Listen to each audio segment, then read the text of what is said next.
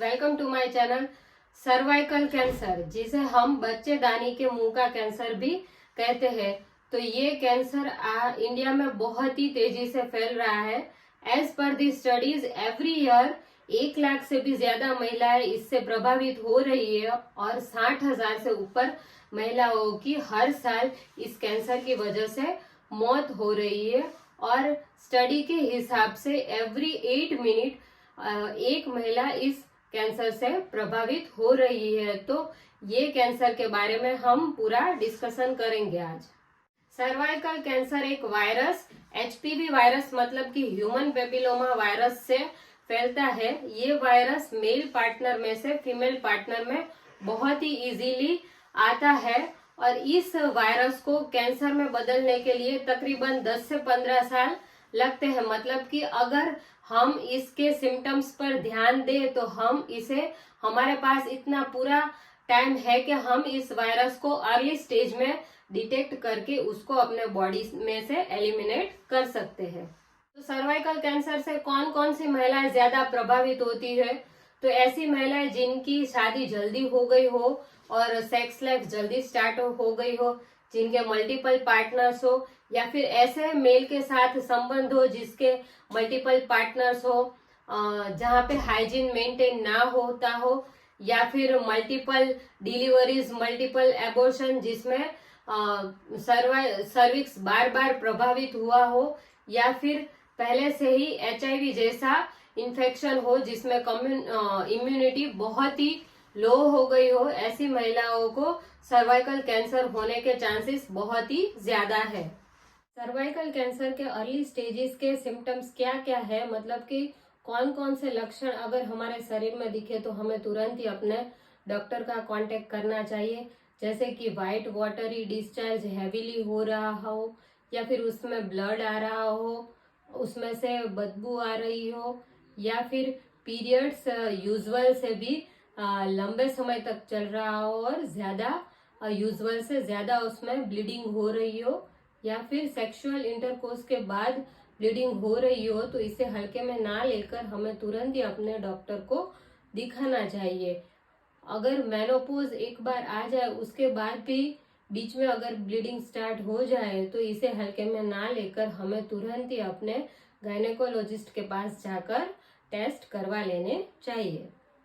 ज्यादातर महिलाएं अगर ऐसे सिम्टम्स दिखे तो इसे हल्के में लेकर अनदेखा कर देती है और इसे डॉक्टर के पास जाकर टेस्ट नहीं करवाती है। अगर ये इन्फेक्शन ज्यादा फैल जाए तो अपने आसपास की टिश्यू और ऑर्गन को भी डैमेज कर देता है। अगर ये ज्यादा स्प्रेड हो जाए तो पैरों में स्वेलिंग आना, या फिर यूरिनेशन में प्रॉब्लम होना, थकान महसूस होना, भूख न लगना, रेक्टल रूट में इन्फेक्शन होना, ये सारे सिम्टम्स भी दिख सकते हैं। अगर बार बार इन्फेक्शन लग रहा हो, ईचिंग हो रहा हो, ऐसे कोई भी लक्षण अगर हमारे शरीर में दिखे तो हमें इसे हल्के में नहीं लेना है और तुरंत ही अपने डॉक्टर को कांटेक्ट करना है। अगर ऐसे कोई भी लक्षण हमारे शरीर में दिखे तो इससे डरने की आवश्यकता बिल्कुल नहीं है, लेकिन सतर्क होने की आवश्यकता जरूर है। ऐसे कोई भी लक्षण दिखे तो हमें इसे अनदेखा ना करके तुरंत ही अपने डॉक्टर को कांटेक्ट करना है। तो सर्वाइकल कैंसर से कैसे बचा जा सकता है?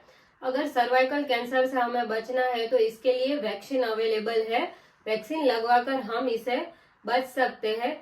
लेकिन अगर इसे हम 9 साल से 13 साल के बीच में लगाए तो ये सबसे ज्यादा इफेक्टिव है। मतलब कि जो महिला सेक्सुअली एक्सपोज नहीं हुई होती है उन पर यह वैक्सीन सबसे ज्यादा असर कर सकती है।